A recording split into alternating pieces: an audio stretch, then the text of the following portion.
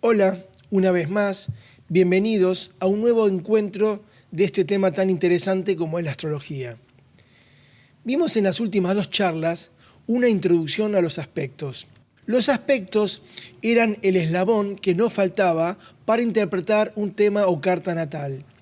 Analizamos las características de los aspectos y ahora estamos en condiciones de vincularlos y tratar de descubrir los significados que nos disparen, que nos insinúen una especie de síntesis, si se puede, de tratar de comprender los impulsos básicos de la conciencia representada en una carta natal por los emplazamientos y las figuras de aspectos.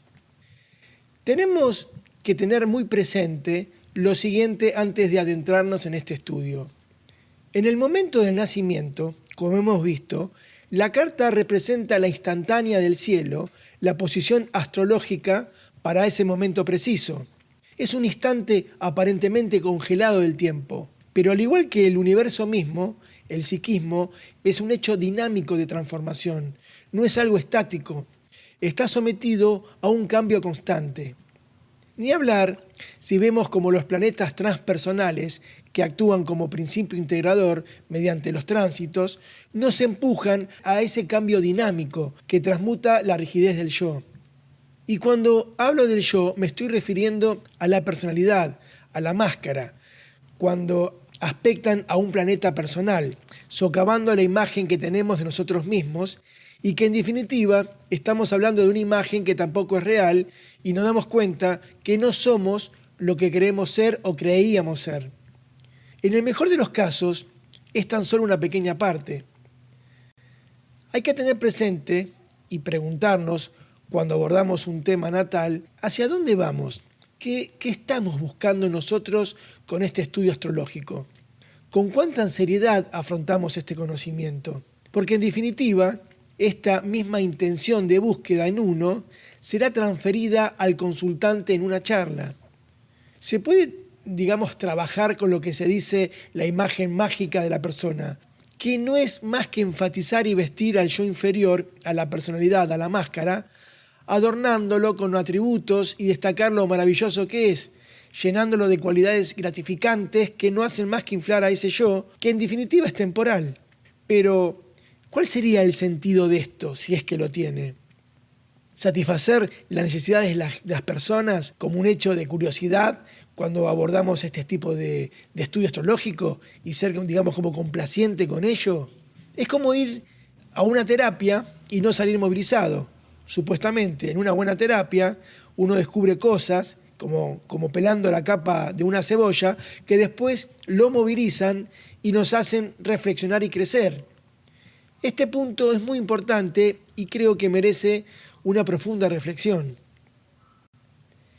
El estudio astrológico puede ser visto o sentido como una gran técnica para comprender nuestros procesos dinámicos de transformación, acompañado por las investigaciones de la psicología científica y la psicología esotérica, que trata de eso que llamamos alma, en lo que a mi entender, con una mente abierta, ambas se nutren y complementan.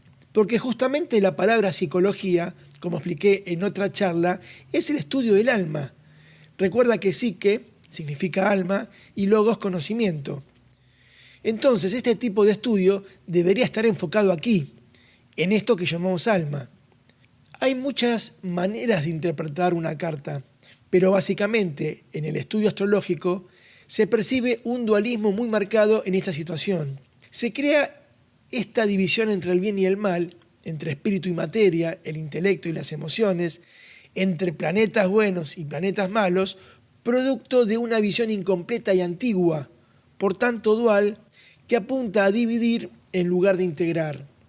De igual modo que creamos en nuestra mente, en nuestra concepción, un Dios antropomórfico hecho a semejanza de uno, de la personalidad, con emociones, que premia y castiga, que se enoja o que se enfurece, lo mismo acontece cuando hablamos y llevamos este concepto a la astrología, a la interpretación de planetas maléficos, como se lo pone por ejemplo a Saturno, o a los transpersonales, que le atribuimos cualidades como que nos quieren arruinar la vida, como un acontecimiento aislado y sin sentido, como un capricho planetario que se empecinan sin razón alguna en molestarnos. Mientras no surja en nosotros un impulso hacia la integración, atraeremos sufrimiento porque estamos divorciados de la totalidad.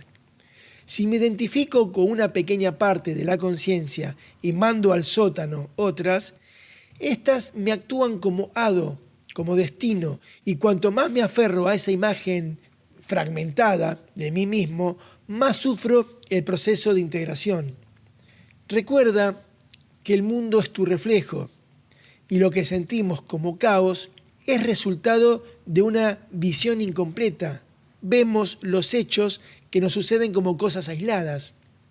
Todo lo que nos acontece está ligado a lo que somos. No hay error. Y al descubrir lo que somos o quiénes somos, es comenzar con el camino de individuación, hablando en términos psicológicos, o entrar en el sendero, si hablamos en términos místicos o esotéricos. Todos tuvimos, como dice Joseph Campbell, uno de los mitólogos más conocidos del siglo XX, lo que se refiere al mito del héroe. Joseph Campbell, luego de examinar cientos y cientos de mitos y leyendas de muy diversas culturas, encontró un esquema o patrón común que se repetía en muchas historias, en culturas que no estaban vinculadas entre sí, que no habían entrado en contacto entre ellas. Entonces uno se pregunta, ¿cómo es posible? ¿A qué se debe esta semejanza, esta similitud?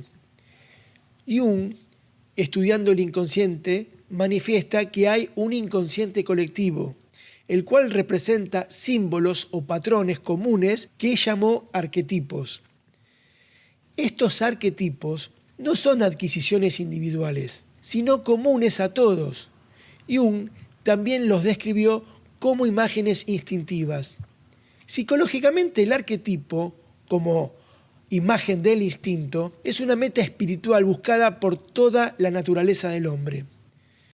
Básicamente, y sin entrar en detalle, este periplo del héroe lo podemos ver en películas actuales, como por ejemplo La Guerra de las Galaxias, Matrix, El Señor de los Anillos, en las que podemos decir que la estructura del mito, de este mito del héroe que dice Campbell, se basa primeramente en la llamada a la aventura. El héroe primeramente es como que rechaza el llamado, luego aparece una ayuda, un guía, finalmente el héroe se aventura respondiendo al llamado. Aparecen pruebas difíciles que debe superar. Se produce después como una metamorfosis o transformación que eleva al héroe a un plano más elevado y trascendente, para posteriormente emprender el viaje de retorno con la sabiduría adquirida. Cuando uno estudia los ciclos planetarios, que son arquetípicos y comunes a todos, por ejemplo, los retornos de Saturno o la crisis de la mitad de la vida cuando Urano se pone a su posición natal, etcétera, etcétera, como veremos más adelante en estas charlas, hace pensar en este camino del héroe que cada uno es. Ni hablar, como te dije, cuando los planetas transpersonales aspectan, por ejemplo, en un tránsito a los personales, como que se enciende la luz y activan diferentes aspectos que están en la carta natal, movilizándonos y socavando para transmutar a esa imagen que tenemos sobre nosotros mismos. Pero como las pruebas para un crecimiento psicológico. Pero estos tránsitos no debemos verlos como hechos aislados, sino como una secuencia para el crecimiento. Por eso, la importancia que tienen los aspectos planetarios, el eslabón que nos faltaba para interpretar la carta natal. Entonces sabemos, por las últimas dos charlas, ciertas características de los aspectos, pero todavía no hemos no los hemos vinculado a nivel planetario. Vamos a continuación a intentar analizar los aspectos planetarios con una, digamos, triple visión, como un 3D. Trataremos de no hacerlo en un 2D ni blanco y negro, ni con el fatalismo medieval. Hagamos un esfuerzo para tener una visión más colorida, una mente abierta, astrológica por supuesto, conociendo el simbolismo astrológico, pero agregando un conocimiento psicológico también.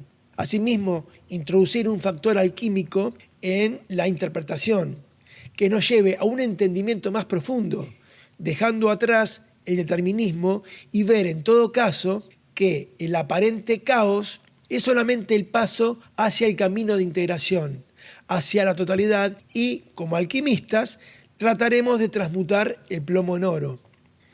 La astrología nos abre la comprensión de imágenes universales que podemos analizar de forma objetiva cuando vemos la carta natal.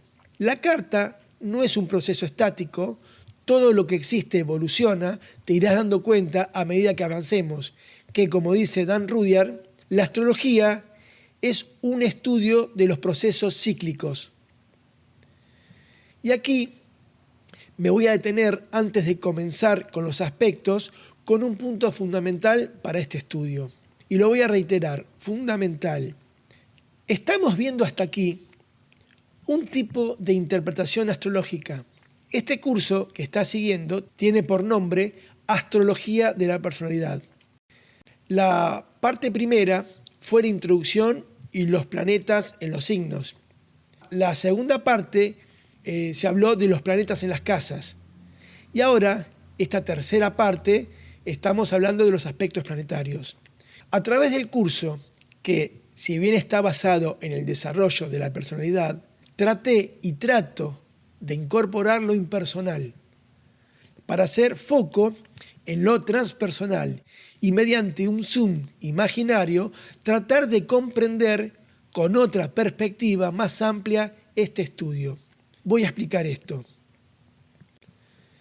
La carta natal o astral comúnmente se ocupa de la personalidad, de su desarrollo y también abarca lo que se llama la parte predictiva.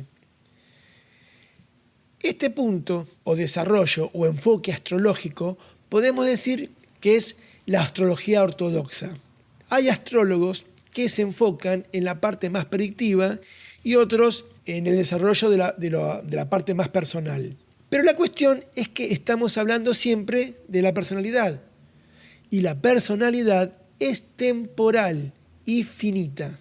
No quiero restarle importancia, pero si nos focalizamos solamente en esto, perdemos de vista la imagen total del cuadro. Vemos el árbol, pero no el bosque. La nueva astrología, la astrología en la era de Acuario, se enfocará, como ya lo está haciendo, no en la personalidad, sino en el alma, en una astrología con enfoque transpersonal. Cuanto más evolucionada es la personalidad, menos afectan los planetas. El maestro tibetano expresa en uno de los libros de Alice Bailey lo siguiente: en los casos de personas muy evolucionadas, aspirantes, discípulos e iniciados, que comienzan a controlar sus estrellas y por consiguiente sus acciones, la astrología no resulta tan exacta. Luego comenta: la nueva y futura astrología se esfuerza por dar la clave del horóscopo del alma, condicionado por el rayo del alma y no por el rayo de la personalidad. En la charla 3 de la primera parte del curso, comenté algo sobre esto, sobre la mónada, el alma y la personalidad. Asimismo hice un nuevo vídeo sobre este tema, tratando de ampliarlo en la medida de mis posibilidades. Es como una octava de la charla 3, mucho más detallada, y para no expandirme en el estudio astrológico con esta cuestión, lo puse aparte. Serán varios vídeos como un complemento, como algo paralelo, pero relacionado con el estudio astrológico, sobre el logos, la mónada, el alma y la personalidad. Te invito a verla si te interesa ampliar sobre este asunto. Verás además cómo este mito del héroe, que cada uno es, como dice Joseph Campbell, se expresa además en la sabiduría antigua, en el conocimiento oculto, en el viaje de la mónada. Para ello, abrí una nueva sección en mi canal de YouTube y en los blogs llamada Astrología Esotérica. Te recomiendo verlos a medida que vayan saliendo porque es un aporte que me sirvió y me sirve para tener una perspectiva más amplia sobre lo que estamos investigando, en comunión con el estudio astrológico y psicológico. Bueno, a continuación, y luego de esta invitación a la sección de astrología esotérica, retomemos nuestro estudio astrológico con los aspectos planetarios. ¿Cómo podría ser un aspecto como Luna-Sol? O sea, el Sol conectado a la Luna. Si pensamos en la conjunción, cuando estos dos luminares están muy juntos, muy cerca el uno del otro, posiblemente, por lo general, estaremos hablando que están en un mismo signo. En este caso, amplificarán la energía, las cualidades y características tanto del elemento como del signo y casa donde se encuentren, originando un punto muy importante y focal en el tema natal. Pensemos que si el Sol representa nuestra voluntad, nuestro deseo de llegar a ser, nuestro objetivo, y la Luna, nuestras emociones, nuestro pasado y lo que anhelamos para sentirnos seguros y cómodos, no habrá dificultad en combinar estas dos energías, como si nuestros objetivos y necesidades van de la mano, como si apuntáramos en una misma dirección. Si consideramos que el Sol, en un comienzo, es la proyección del Padre y la Luna de la Madre, podríamos interpretar que uno pudo haber nacido en un ambiente en el cual ambas figuras parecen unificadas, representando, digamos, un mismo rol en nuestra infancia. Y en cierta forma, ambos respondan con una actitud parecida frente a uno. Por lo menos, esa es la forma en que lo podríamos haber vivenciado. El Sol, como sabemos, nos da ese sentido de identidad. Y la Luna, además de las emociones, las sensaciones de seguridad y la madre, hace referencia también a la familia, a nuestra historia, con lo cual esta combinación con el Sol crea como una influencia muy fuerte con el pasado. Entonces, más adelante, de adultos, creemos en nuestra propia autoridad, en nuestros propios objetivos y en consecuencia estamos más centrados en nosotros mismos. La dificultad puede provenir que en esta actitud de estar tan focalizado en nosotros, no consideremos de la misma forma o no nos demos cuenta que hay otras necesidades distintas e independientes a la nuestra. Pero si estuviésemos hablando de una cuadratura o una oposición entre ellos, ¿cómo lo podríamos interpretar? Si estamos hablando de integración, el Sol y la Luna son las dos mitades de la misma unidad, como el Yin y el Yang, lo masculino, simbolizado por el Sol, y lo femenino por la Luna. Entonces existirá una tensión en el núcleo de la personalidad.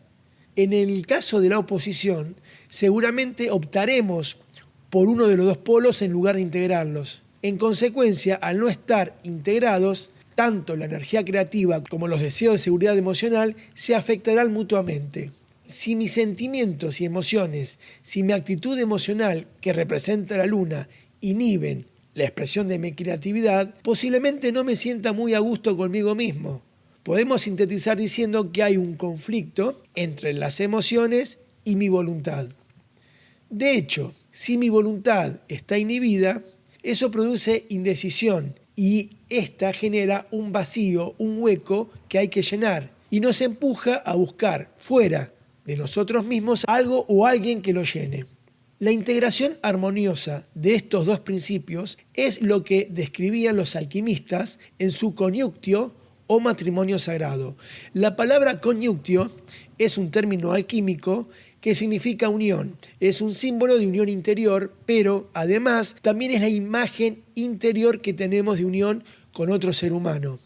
Si tengo escindida esa imagen, si no logro consumar esas bodas alquímicas, ese matrimonio interior, nos va a resultar un poco más difícil tener éxito en el otro. Esta escisión entre lo masculino y femenino lo podemos entender con lo que Jung denominó anima animus, imágenes inconscientes, o sea, lo femenino y lo masculino en el interior del individuo.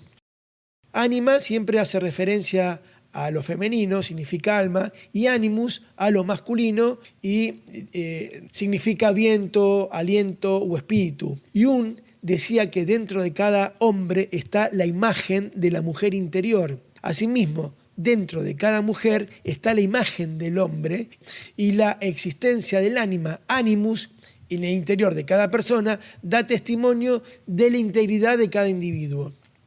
Astrológicamente, estas imágenes del ánima en la carta natal la podemos buscar, por ejemplo, en los planetas como la Luna y Venus, en cuanto al ánimo, por ejemplo, en el Sol y Marte. Cuando, por ejemplo, tenemos estas imágenes escindidas, optaremos por uno de los polos en lugar de integrarlos.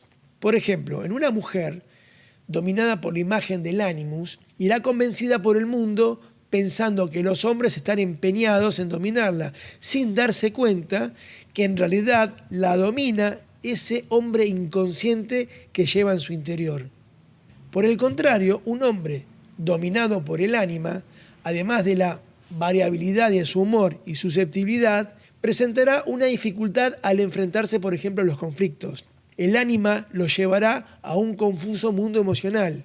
Para el hombre, la imagen interior del ánima, este rostro colectivo, puede verse de varias maneras, con el arquetipo de la madre, la etaira, la amazona, la medium, etcétera, etcétera. Pero la esencia de lo femenino sigue siendo la misma, aunque estará teñida por la experiencia que tuvo con las mujeres en general y en especial de su madre. El animus, como el ánima, contiene un componente personal y un componente colectivo. En la carta de una mujer, el animus, el componente personal, estará particularmente coloreado por la relación con el padre. El componente colectivo incorporará la totalidad de la experiencia colectiva de las mujeres que han tenido del hombre a lo largo del tiempo. Si nos focalizamos nuevamente en los luminares, en el Sol y la Luna, la posición de estos en la carta natal y en especial los aspectos, también pueden representar la imagen interior de los padres, como te dije recién, lo que ellos representaron como pareja para nosotros y cómo nos sentíamos al relacionarnos con ellos como individuos. Pero quiero aquí hacer una aclaración. La carta muestra esencialmente nuestra experiencia interior y subjetiva con respecto a ellos, no los hechos objetivos de la situación. Entonces, esta imagen interna la expresaremos en función con el sexo opuesto. Si tenemos una imagen escindida, porque nuestra experiencia nos marca unos padres que desempeñaban papeles muy distintos, luego de adultos optaremos por uno de los polos, lo cual provoca cierta inquietud. Por eso se establecerá una especie de lucha interna en tratar de integrarlos. Obviamente, en el caso del trígono, la actitud emocional refuerza a nuestros propósitos y objetivos primordiales, la autoexpresión. Y de hecho, nos resultará más fácil, más natural, establecer relaciones con los demás, porque esa imagen interior entre lo masculino y femenino están más equilibrados y será más sencillo expresarnos y considerar a los demás, pero no como una necesidad, sino como un intercambio. Veamos a continuación algunos ejemplos para tener más en claro esto. Hagamos una especie de ejercitación sobre esto. Haré algunas preguntas y deberás, parar el vídeo de tanto en tanto para tratar de responderlas por ti mismo o por ti misma. Bueno, aquí vamos. Supongamos que tengo el Sol en Aries en 10 grados. Vamos a poner números redondos para que sea más fácil y sencillo. Y tengo a la Luna en 12 grados de Aries. O sea, está en el mismo signo.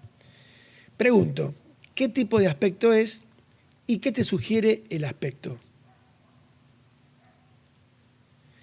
El aspecto es obviamente una conjunción con un orbe de 2 grados. El aspecto me sugiere que hay un punto focal muy fuerte en la carta natal. Hay mucha energía psíquica involucrada en donde se encuentre Aries en la carta. ¿Qué sabemos de Aries? es un signo de fuego, que como el fuego necesita brillar y conquistar, es el signo del pionero, el que se atreve, el guerrero, impetuoso y agresivo como impulsivo.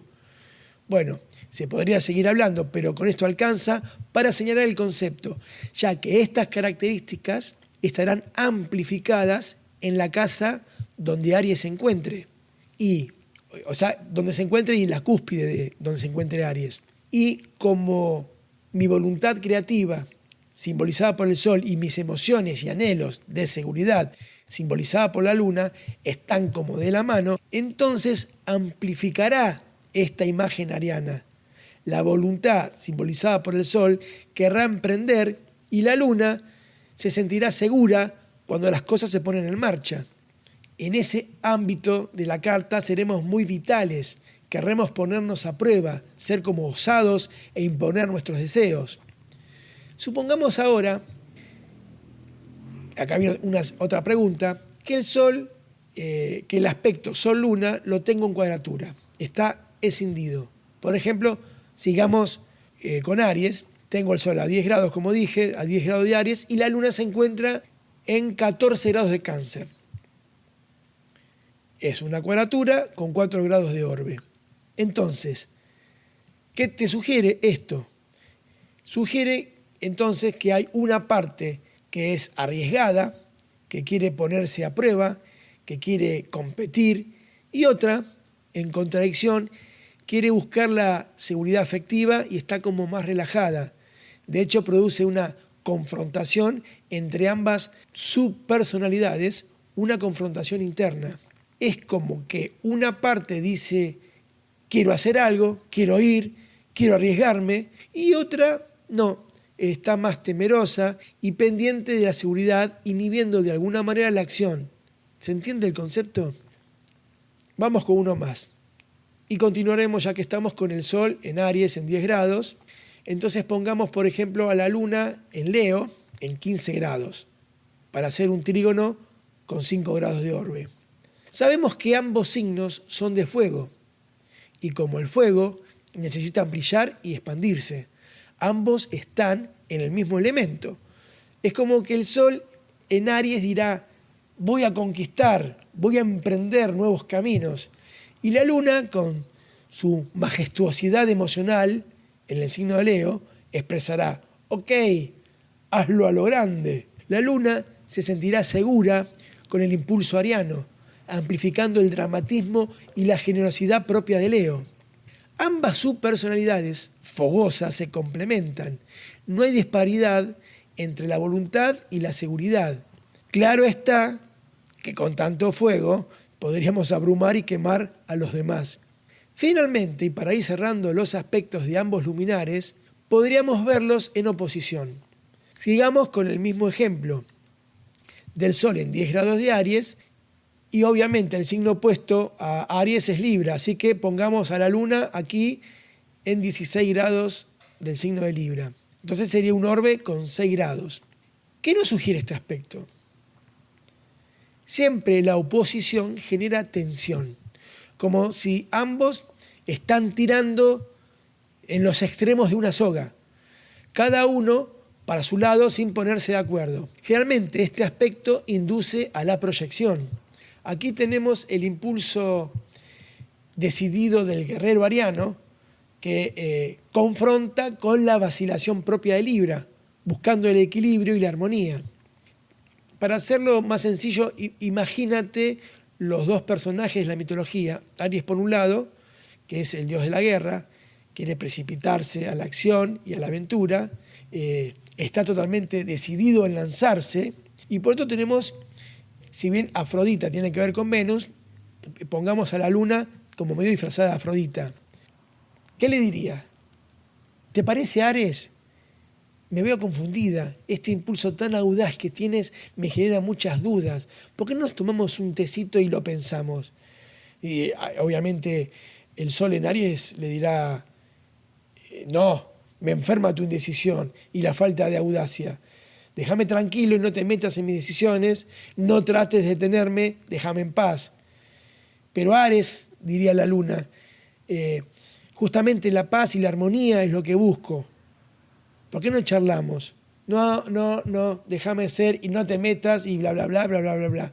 ¿Comprendes? Es una lucha interna que posiblemente la terminemos proyectando en los otros. Entonces, para ir cerrando esta charla, los puntos a considerar son los siguientes. Y estos puntos serán para todos los aspectos de todos los planetas. Primero, ¿qué tenemos que considerar? ¿Qué tipo de aspecto es? Obvio. Segundo, ¿qué exactitud, qué orbe tiene el aspecto? Porque cuanto más justo, más fuerte va a actuar. ¿Qué signos están involucrados en ese aspecto? Y el cuarto punto sería en qué casa o casas se presenta el aspecto, porque ese será el escenario que lo actuaremos con más facilidad. Bueno, voy a ir cerrando aquí la charla para que no se haga tan extensa y nos volveremos a encontrar continuando con los aspectos del Sol con los otros planetas. Espero que esta te haya servido y recuerda que abrí un nuevo canal en YouTube y en mis blogs con lo que es la astrología esotérica para ampliar un poco más estos temas y nada, nos vemos en la próxima charla. Hasta pronto.